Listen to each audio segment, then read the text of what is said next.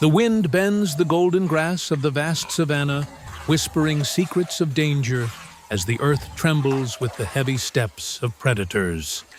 A band of Australopithecus crouches low near a watering hole, their thin bodies trembling with hunger, their wide eyes darting in every direction.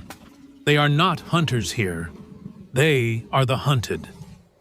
A shadow moves on the horizon, lions larger and stronger than any modern beast circling the edges of the herd of antelope.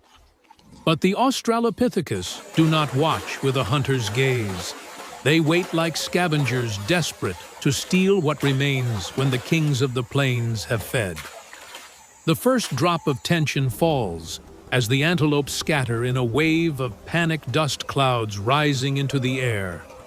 The lions explode into motion claws and teeth, finding their mark, and the ground shakes beneath the chaos.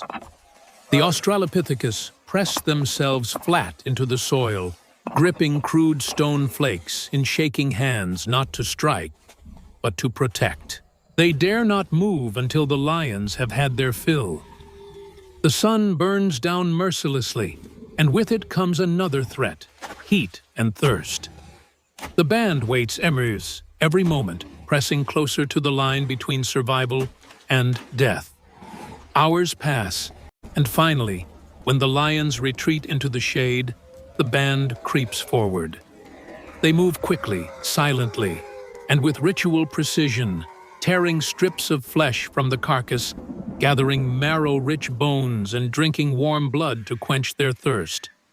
For them, this is triumph, a stolen victory written in fear. But the savanna has no patience for the weak. As they feast, a rumble begins not from the sky, but from the earth itself. A storm of elephants approaches their massive bodies, driving toward the waterhole. The ground shudders, trees splinter, and the band scatters in panic, clutching their bloody spoils. One young male stumbles pinned between the crashing herds and the sharp stones of the riverbank. His cries echo, but in this world of prey, sound is danger. The others hesitate, torn between instinct and loyalty. Survival demands sacrifice. Yet, in the chaos, an elder female grips a branch sharpened by fire's echo and thrusts it into the mud, pulling the youth free as elephants thunder past. They tumble into the reeds alive but shaken. Now the savanna grows darker as clouds gather above. Lightning rips the sky open, thunder echoing like the roar of the gods.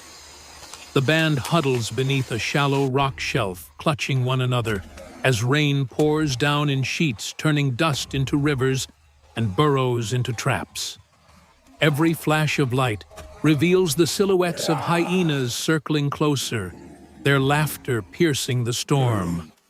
The Australopithecus cannot sleep, cannot rest. They must always move, always fear, for the world does not see them as hunters. It sees them as prey. And yet, even in fear, there is defiance. They gather stones, stacking them into a crude wall. They strip bark from trees to wrap around their arms as shields. They smear ash on their bodies, believing it hides their scent. Every action is an act of survival. Every heartbeat, a rebellion against extinction. They are prey, yes, but they are prey that refuses to vanish. The storm fades into the distance, leaving the savanna drenched and steaming, its air thick with the smell of wet soil and rotting foliage. The Australopithecus band emerges from their crude shelter, their bodies slick with rain, their eyes bemoaned with exhaustion, but sharpened by necessity. Hunger gnaws at them again, for the stolen scraps of meat are gone, and the rains have washed away the traces of smaller creatures they might catch. They move in silence across the soaked plains, every step deliberate, their ears tuned to the faintest crack of a branch or growl in the shadows. Ahead lies the river, swollen and wild from the storm, its waters foaming with fury. Crossing it means risk, but staying behind means death, for the hyenas still stalk them. The band gathers leaves, binding them into rough bundles to keep precious fire embers dry. Though they do not yet master fire, they only cradle the sparks when fortune allows. At the water's edge, they face another enemy, crocodiles. The beasts lurk, their eyes like stones on the surface, waiting for the desperate. The band hesitates, fear freezing their limbs, until an elder thrusts a stick into the current, testing, probing, commanding the others to follow with boldness carved from survival. Step by step, they wade through their legs, trembling as the current tugs at them, the water up to their chests. A sudden snap, a crocodile lunges, jaws closing on empty air as one male lashes out with a sharpened stone, striking waterstone and scale. The beast retreats, and the band emerges on the far shore, panting, their unity intact. But survival does not grant peace. It only offers the next trial. In the dense acacia forest, the air grows cooler, shadows thicker, and the cries of monkeys echo above. The Australopithecus forage desperately, roots, berries, insects pried from bark. They chew bitter herbs not for taste, but for healing, pressing crushed leaves onto cuts earned in the river. One female finds a hollow tree, scooping honey with trembling fingers, her body trembling from stings, yet her cries turn to laughter, a sound rare and fleeting. For a moment, the band feasts together, sweetness breaking the bitterness of survival. Yet as dusk falls, another danger arrives. Across the clearing, shapes move, another band of Australopithecus strangers, their faces lit with suspicion, their hands clutching stones. Eyes meet, breaths quicken, and the forest itself seems to hold its breath.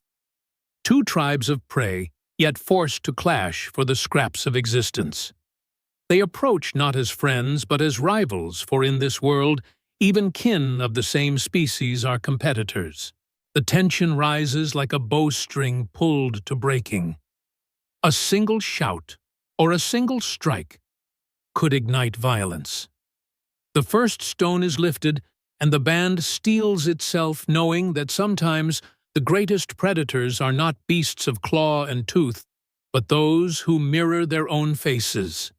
The clearing holds its breath as dusk deepens into night, the canopy above painted in fire and shadow. Two bands of Australopithecus face each other, stone flakes in hand, muscles taut with fear and rage. The air crackles with tension, yet in the silence there is calculation. Each band knows that open conflict could mean destruction for both. A hyena's distant call slices through the air, reminding them that the savanna never sleeps. That blood spilled here would only invite other hunters. Slowly, almost imperceptibly, one elder lowers his stone and beats his chest, not in threat, but in warning, a gesture that says, "This place is already claimed by death." The others hesitate, then retreat step by step, vanishing back into the dark, leaving the first band shaken but alive. The moment passes like a storm avoided, yet the scars of fear remain. The band gathers close, drawing strength from one another. They move deeper into the forest, guided by instinct, seeking shelter.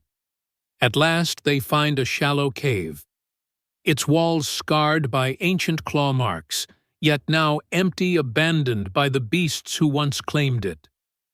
They crowd inside the first real sanctuary of the long day.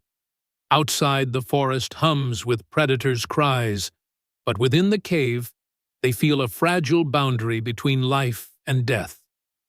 Fire is not yet theirs to command, but they stack dry branches near the entrance as a barrier, a ritual of defiance against the night.